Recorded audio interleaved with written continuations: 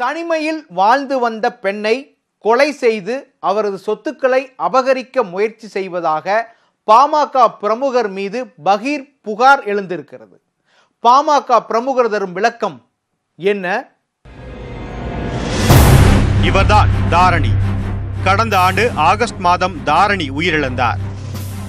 இவரது மரணமும் இவரது பெயரில் உள்ள பல கோடி ரூபாய் சொத்துக்களும் தான் தற்போது சர்ச்சையில் சிக்கி உள்ளன. என்ன நடந்தது தாரணியின் வாழ்க்கையில்? புதுக்கோட்டை நச்சாந்துப்பட்டையைச் சேர்ந்தவர் தாரணி. இவரும் ராசிபுரத்தைச் சார்ந்த நாகராஜன் என்பவரும் காதலித்து 2004ஆம் ஆண்டு திருமணம் செய்து கொண்டனர். இருவரும் ராசிபுரம் வி நகரில் உள்ள தாரணியின் பெற்றோருக்கு சொந்தமான வீட்டில் வசித்து வந்தனர். இந்த தம்பதிக்கு 15 ஆண்டுகளாக குழந்தை பேறு இல்லை. பெற்றோர் அடுத்தடுத்து மறைந்த சூழலில் கருத்து வேறுபாடு காரணமாக தாரணி பிரிந்து வாழ்ந்து வந்தார். 2018ஆம் ஆண்டு ஏப்ரல் மாதம் கணவர் நாகராஜன் மாரடைப்பால் உயிரிழந்தார். இதையடுத்து தனது கணவனின் மூத்த சகோதரியான கமலத்தின் மகள் சரண்யாவை தன்னுடன் வைத்துக்கொண்டு அவரது படிப்பை கவனித்துக் கொண்டார் தாரணி. இந்த நிலையில்தான் தாரணியின் பெற்றோருக்கு சொந்தமான வீடு தொடர்பான பிரச்சனையில் ராசிபுரம் பாமக பிரமுகர் மோகன்ராஜ் என்பவருடன் தாரணிக்கு பழக்கம் ஏற்பட்டதாக கூறுகிறார் தாரணியின் மாமியாரும் இந்திய ஜனநாயக மாதர் சங்கத்தின் மாவட்ட செயலாளருமான சுப்புலட்சுமி. தம்பி இறந்தது தெரிஞ்சு 4 மாதத்திலேயே ராசிபுரத்தை சேர்ந்த மோகன்ராஜ் என்பவர் பாமகவில் நகர செயலாளராம். அவர் என்ன பண்ணியிருக்காரு, இந்த வீட்டை காலி பண்ணி விடுறேன், எனக்கு ஒரு 50,000 ரூபா கொடுங்கன்னு இருக்காரு. சரி தர்றேன் இருக்கு இந்த பொண்ணு. அந்த வீட்டை காலி பண்ணி விடுறேன்னு போனவர் தான் அந்த வீட்டில் இருந்தவங்களை குடியிருந்தவங்களை காலி பண்ணிட்டு அந்த வீடு அந்த இதையெல்லாம் அவர் பேரில் எழுதி பத்திரம் போட்டு பவர் பத்திரம் கொடுங்க அப்போ தான் விற்கலாம்னு இருக்காரு. பவர் பத்திரம் போட்டு கொடுத்துருக்கு. 2வது அப்புறம் நகை பகை அந்த பேங்க்ல இருந்த எல்லா அக்கௌண்ட்டும் எல்லாம் அவர் கஸ்டடி கொண்டு போயிருக்காரு. எப்படின்னு தெரியல. கொண்டு போய்த்து ரிஜிஸ்டர் பண்ணி கொடுக்க கூப்பிட்டுருக்காரு. அது வரமாட்டேன் இருக்கு. கணவன் இறந்த நிலையில் 2018ஆம் ஆண்டு ஆகஸ்ட் மாதம் 18ஆம் தேதி தாரணி மருத்துவமனையில் உடல்நலமின்றி உயிரிழந்தார். அவரது இறுதிச் சடங்கினை தங்களுக்கு தெரிவிக்காமல் மோகன்ராஜ் நடத்திவிட்டதாக குற்றம் சாட்டியுள்ளார் சுப்புலட்சுமி.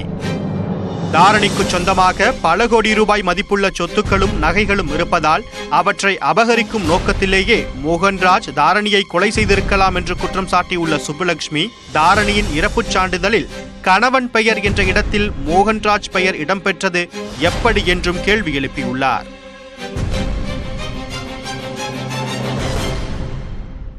நான் 1 மாதம் சென்று போய் கம்ப்ளைண்ட் கொடுக்குறேன். இது இறுதி எனக்கு மனு ரசீதல்ல நடவடிக்கை எடுக்கல. நான் எப்ப 2010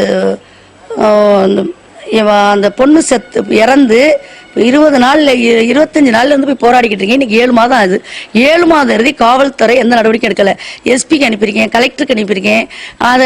அதுக்கப்புறம் அவங்க சொல்றாங்க உங்க பொண்ணு மஞ்சக்காமலையில தான் இறந்துருச்சுன்னு டாக்டர் சர்டிபிகேட் கொடுக்குறாங்க அப்படின்னு பூபதி சொல்றாரு.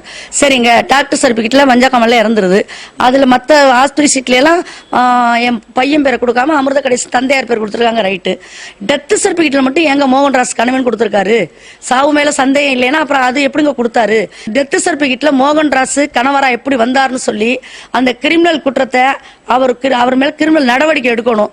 அந்த டெத் சர்டிபிகேட்ல பேரை விலக்கி என்னோட மகனோட பேர் போட்டு டெத் சர்டிபிகேட் தரணும்.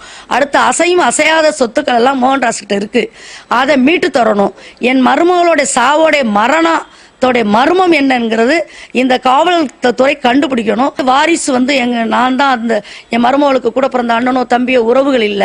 அடிப்படையில் வாரிசுங்கிறது நான் தான். வாரிசு சான்று எனக்கு வழங்கணும். தாரணிக்கு தான் நட்பு ரீதியிலேயே உதவி செய்ததாகவும் இறப்புச் சான்றிதழில் உள்ள பெயர் தன்னுடையதல்ல என்றும் அது யாருடையது என தெரியவில்லை என்றும் மோகன்ராஜ் மறுப்பு தெரிவித்துள்ளார்.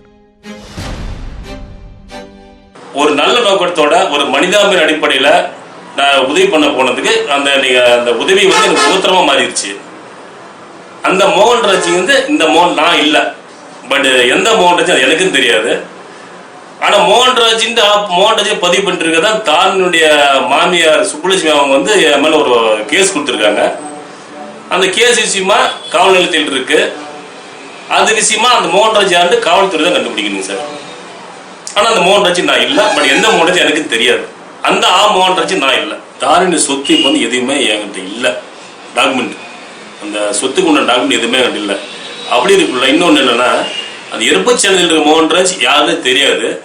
அப்படி இருக்குள்ள நான் போய் அந்த சொத்தெல்லாம் எடுத்துட்டேன் அப்படிங்கிற மாதிரி அவங்க வீணா ஒரு பொருளை உண்டு பண்றாங்க. இது முழுக்க முழுக்க ஒரு பொய்யான குற்றச்சாட்டு. சுப்புலட்சுமி தனது மருமகள் தாரணியின் இறப்பு குறித்தும் சொத்துக்கள் குறித்தும் மாவட்ட எஸ்பி அலுவலகத்தில் புகார் அளித்துள்ளார். இதுவரை எஃப்ஐஆர் எதுவும் பதிவு செய்யப்படாத நிலையில் விசாரணை நடந்து வருவதாக காவல்துறையினர் தெரிவிக்கின்றனர். நாமக்கல் மாவட்டத்தில் கோடிக்கணக்கான சொத்துக்கள் குறித்து இரு கட்சிகளைச் சார்ந்த பிரமுகர்கள் பரஸ்பரம் குற்றம் சாட்டி வருவது பெரும் பரபரப்பை ஏற்படுத்தியுள்ளது.